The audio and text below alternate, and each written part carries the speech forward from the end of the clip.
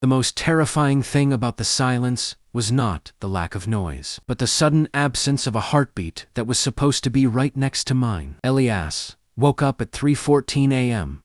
to a sensation of biting cold. It wasn't the winter air. It was the sudden, unnatural chill of an empty space. He didn't even have to open his eyes to know that the side of the bed where Clara slept was hollow. There was no sound of her rhythmic breathing, no warmth radiating from her skin, just a void that felt heavy with dread. When he finally opened his eyes, the moonlight was carving jagged lines across the room. He reached out his hand, expecting to feel the soft fabric of her nightgown. Instead, his palm pressed against the mattress. It wasn't just that she had stepped away. The bed felt as if no one had lied there for hours. "Clara," he whispered. The word felt small in the vast, dark room. He sat up, his heart beginning to hammer against his ribs like a trapped bird. The bedroom door was still bolted from the inside. The windows were locked. The security alarm was silent. There was no way out, and yet she was gone. As his eyes adjusted to the dark, he noticed something that made his blood turn to slush. On Clara's pillow,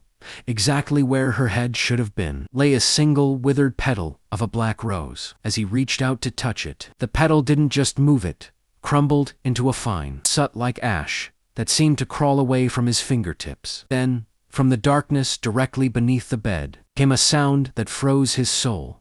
A slow, rhythmic scratching of fingernails against wood. The scratching stopped the moment Elias held his breath. The silence that followed was worse. It felt alive, pressing against his ears. He leaned over the edge of the bed, his phone's flashlight trembling in his hand. The beam cut through the darkness, illuminating dust motes that danced like tiny spirits. "Clara, if this is a joke, please stop," he stammered, though he knew Clara would never do something so cruel. He slowly lifted the heavy velvet beds. At first, he saw nothing but the usual shadows, but as he moved the light, he noticed something impossible. The floorboards directly under the center of the bed weren't made of the same polished oak as the rest of the room. Instead, there was a patch of ancient gray wood, etched with strange symbols that seemed to pulse when the light hit them. In the middle of these symbols sat a small iron ring, half buried in the wood, a trapdoor. Elias had lived in this house for 7 years. He had renovated the floors himself. He knew every nail and every plank. This door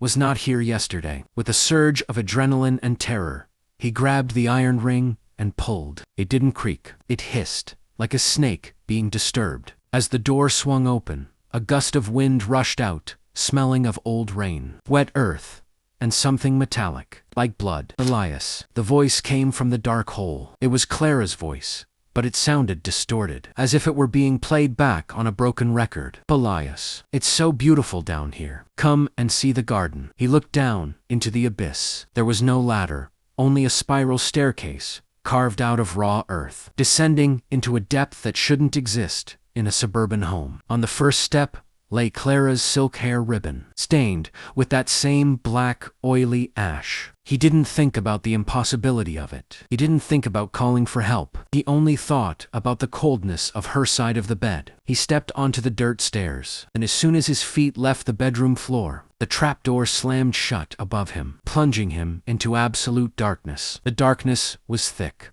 almost liquid. Elias fumbled with his phone, the flashlight flickering weakly, as if the shadows themselves were trying to snuff out the light. As he descended the earthen stairs, the air grew warmer, but it wasn't a comforting. Humid was the stifling, humid air of a greenhouse. When he reached the bottom, his light hit a scene that defied all logic. He was standing in a vast cavern that stretched further than his beam could reach. Thousands of black roses grew from the floor, their petals shimmering with a faint, oily glow. But these weren't plants. They were made of the same dark ash he had found on the pillow. "Clara," he shouted, his voice swallowed by the velvet walls of the cave. "I'm here, Elias. Just follow the scent," the voice whispered. It sounded closer now, coming from behind a massive stone pillar covered in weeping vines. He pushed through the brittle roses, their thorns snapping like dry bone. Behind the pillar, he found her. Clara was sitting on a bench made of twisted roots. She looked perfect.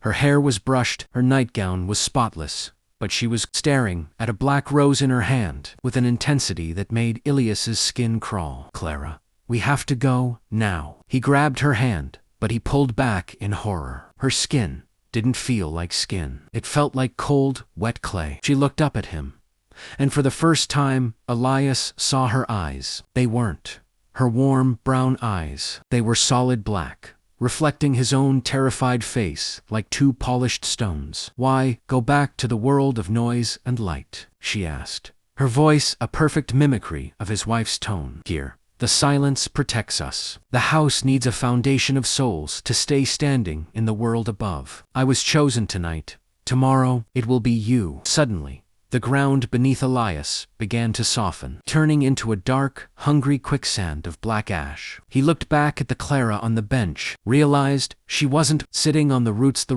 were growing out of her. She was being transformed into the very garden she was admiring. Then, from the shadows behind the bench, he saw the real horror.